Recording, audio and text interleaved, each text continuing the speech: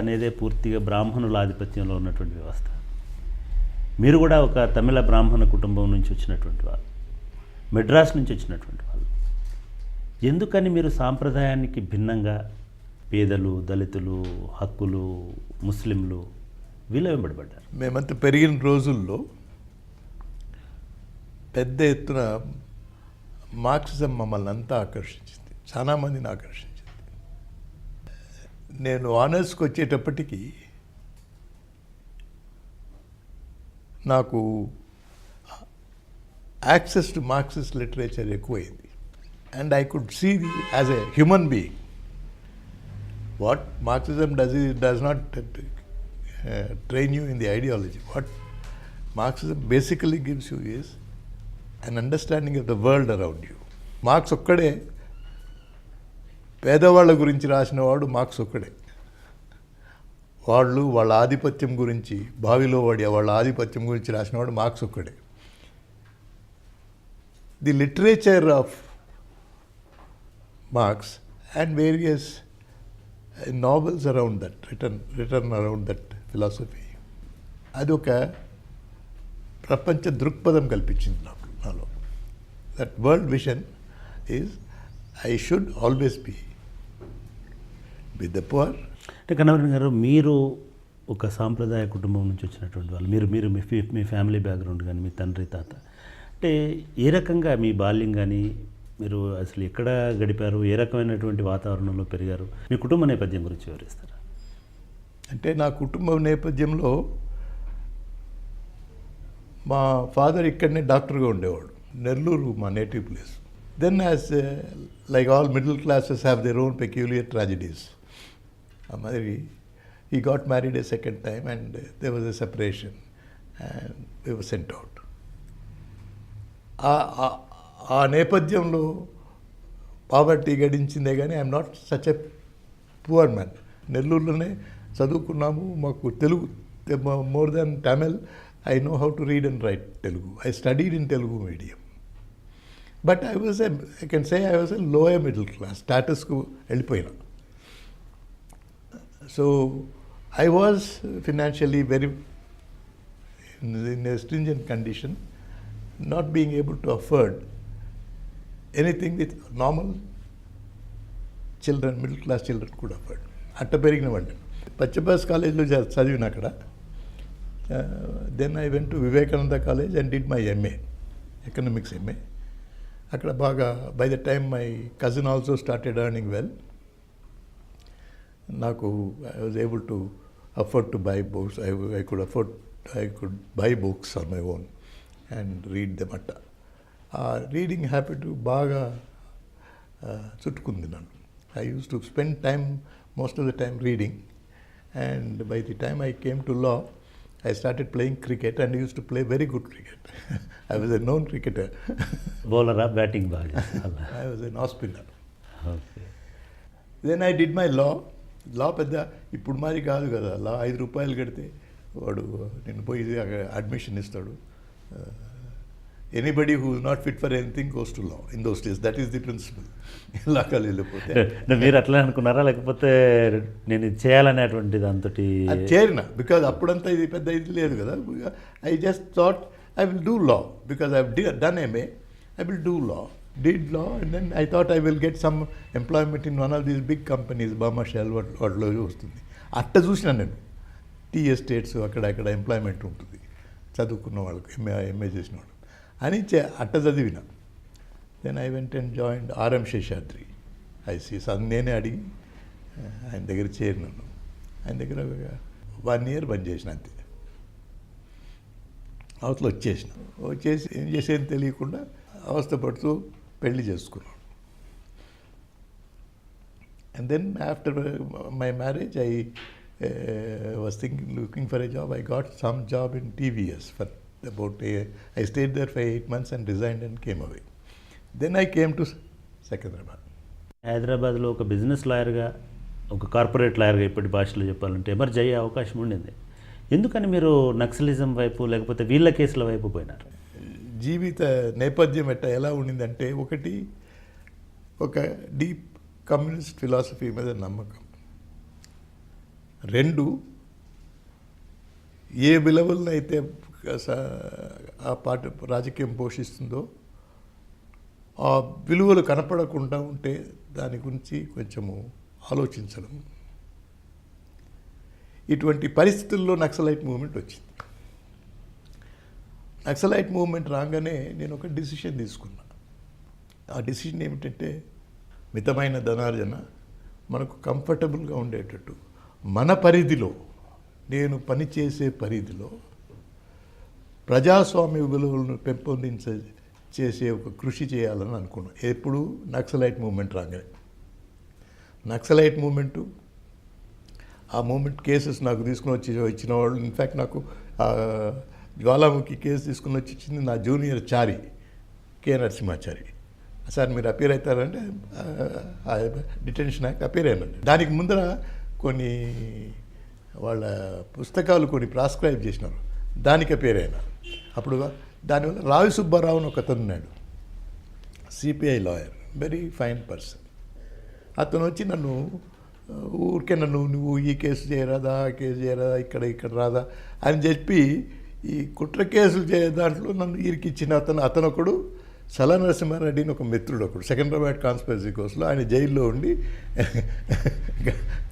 కన్నబిరాన్ చేస్తాడులే కొని చెప్పి వాళ్ళు వచ్చి నన్ను చేయమన్నాడు.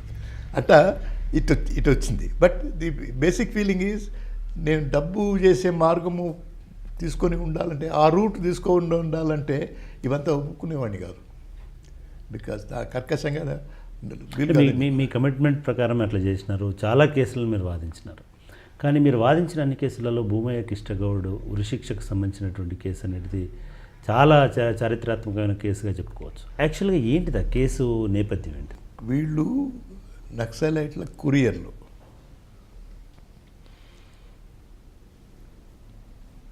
వాళ్ళ మీద ఒక హత్య ఆరోపణ ఉండింది. ఒక పటేల్ను చంపినారు వాళ్ళు. చంపినారంటే దాని మీద ఎవిడెన్స్ లేదు. ఆ కేసును అయితే నేను చదివినాను. ఎవిడెన్స్ వాళ్ళను ఉరిశిక్ష వేసేదానికి కానీ, నేరం వాళ్ళ మీద ఖాయం చేసేదానికి కానీ ఏమీ ఆధారాలు లేకుండా చేసిన కేసు అని నేను అనుకుంటున్నాను. అప్పుడు నక్సలిజం వచ్చిన కొత్త, అన్నైహలేషన్ ఆఫ్ క్లాస్ ఎనిమీస్ పెద్ద ఎత్తున నడుస్తుండింది. దానివల్ల జ్యుడిషియరీ ఆ reaction to this kind of violent politics,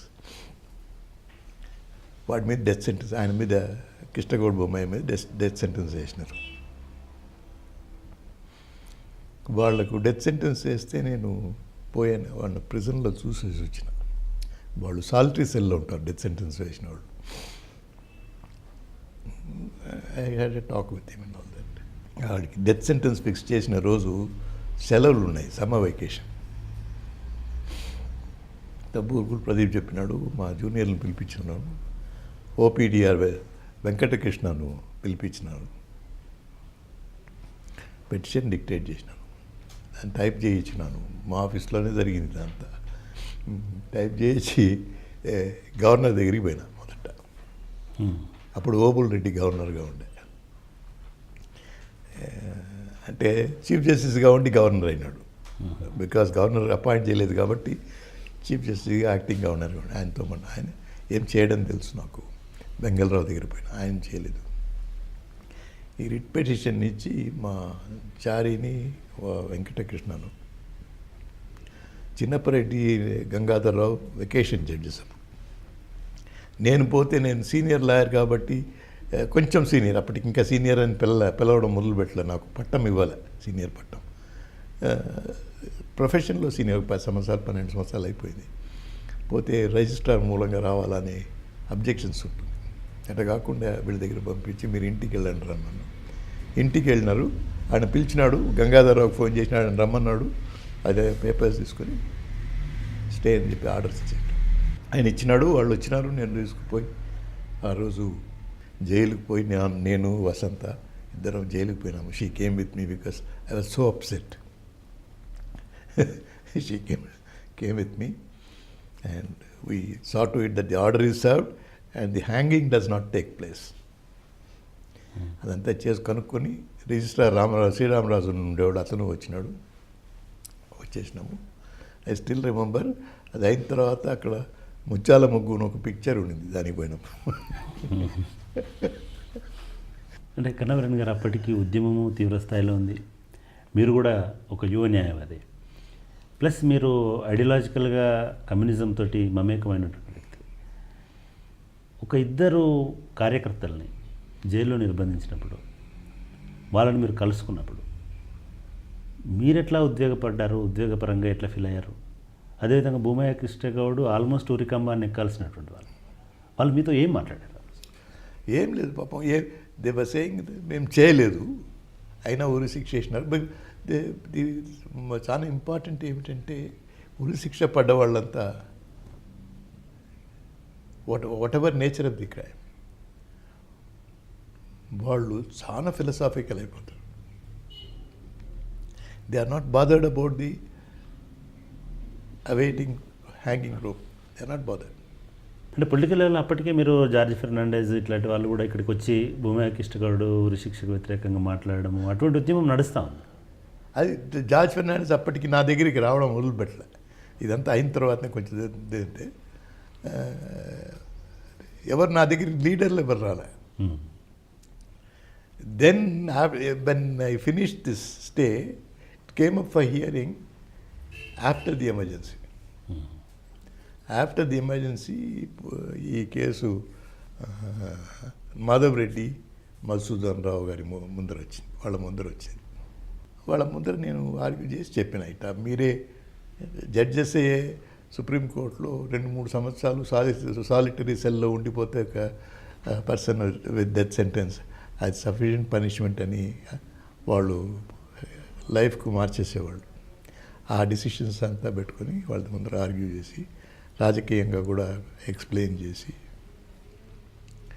అప్పుడే మధుసూదన్ రావు కూడా నాకు బాగా గుర్తుంది. Madhusudan Rao, these Naxalites who don't care for the constitution, who want to overthrow the constitution, how can they take shelter under the constitution?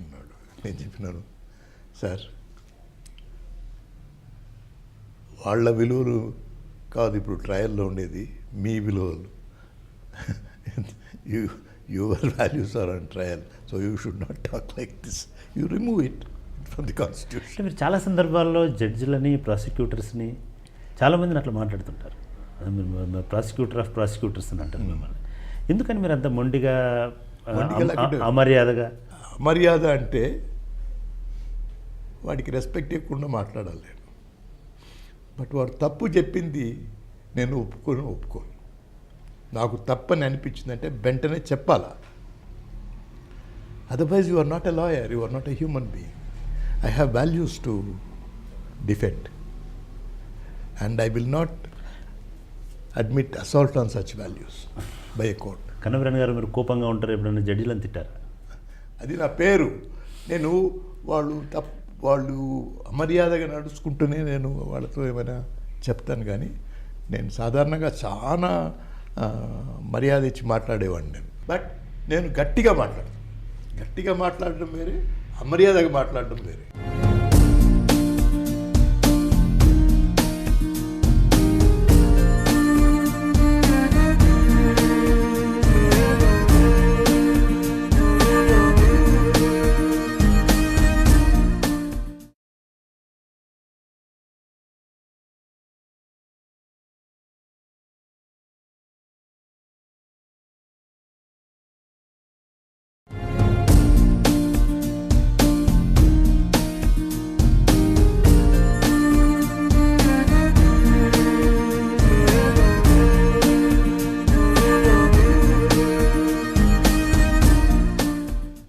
Kannabiran గారు,